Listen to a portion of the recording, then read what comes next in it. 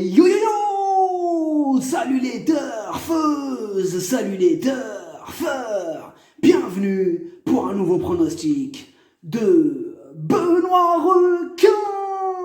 Merci pour vos likes, pour vos commentaires. Merci à tous ceux qui contribuent au développement de la chaîne. N'hésitez pas à vous abonner pour recevoir tous mes pronostics tous les jours. Et n'hésitez pas à rejoindre ma communauté pour avoir accès à tous les avantages tous les jours.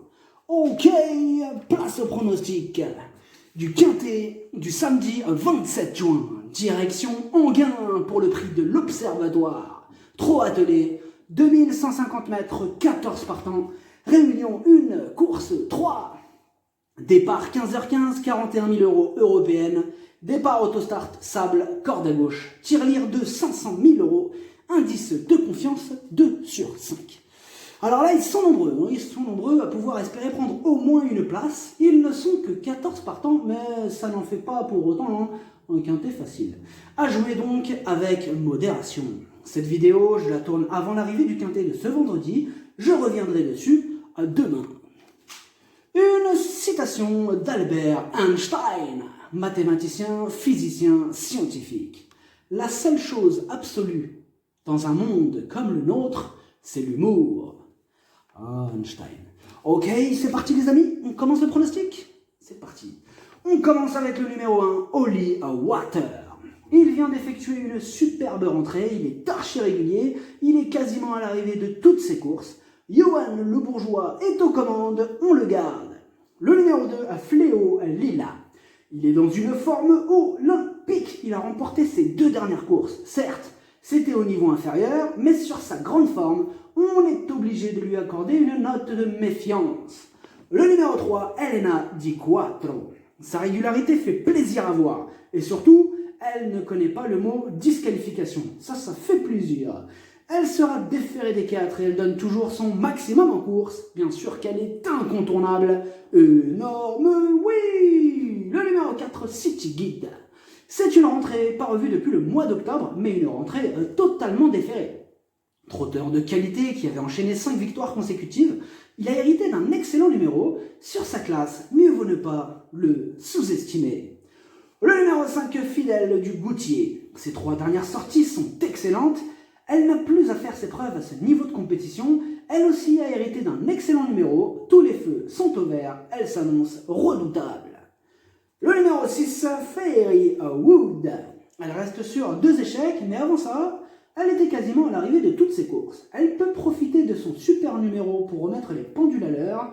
Attention à elle. Donc les amateurs de champ réduit, bien sûr, ne l'oublie pas. Le numéro 7, Flight Dynamics. Il vient de terminer 6e pour sa rentrée. Il va courir en gros progrès. N'oublions pas qu'avant ça, il restait sur une 4e place au niveau groupe 1. Il y a de la revanche dans l'air. Le numéro 8, For You Madrid. Il reste sur une victoire. Cette fois-ci, sa marge se réduit et il a hérité d'un numéro contraignant. Avec Eric Raffin, il va devoir quand même sortir le grand jeu pour se mêler à l'emballage, mais c'est quand même Eric Raffin, donc voilà.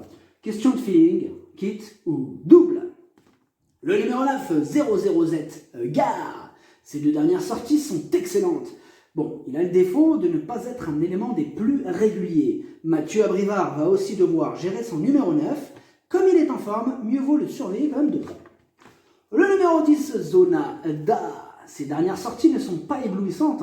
Ce samedi, il n'aura pas le droit à l'erreur s'il veut espérer à nouveau accrocher une 4e ou une 5e place. Le numéro 11, Lover Boy. Ce quintet est très ouvert. Ils sont très nombreux à avoir leur mot à dire, au moins pour une place. La preuve avec lui qui vient de renouer avec les bonnes performances après une série de 2 échecs consécutifs. Surprise possible. Le numéro 12, Marcelo Wibba. Il est archi régulier. Il est tout simplement à l'arrivée de toutes ses courses. Il est dans sa catégorie. Pieds nus pour l'occasion, il va encore défendre chèrement ses chances. Le numéro 13, Very Impressive.